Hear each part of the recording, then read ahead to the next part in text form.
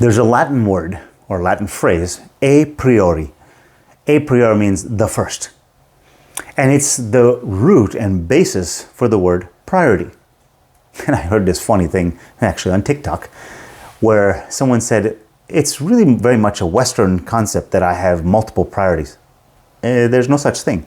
If you go back to the definition of the root Latin word and ultimately what became the American word or English word of priority, there is only one priority. So why I think this is important is so many times I have as a leader tried to say, these are all the things I've got to get done today. And what am I doing? I'm simply just focusing on lots of little different things.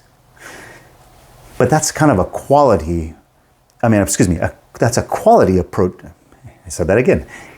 That's a quantity approach as opposed to a quality approach. Because efficiency, as I've said in the past, or at least I have believed in the past, is about doing more of the same. I don't want to just crank things out. I want to get better with each step.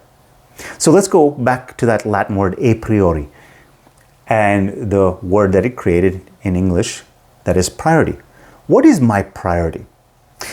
Instead of looking at your schedule as a series of priorities to get done, what is the priority thing to get accomplished for that day in a great, high quality fashion?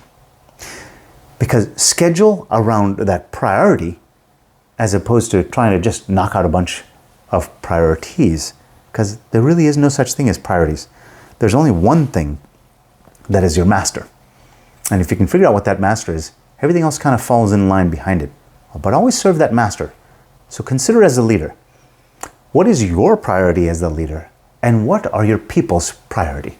Because that will clarify a lot for all of you. I'm curious. What are your thoughts? I'd love to hear in the comments.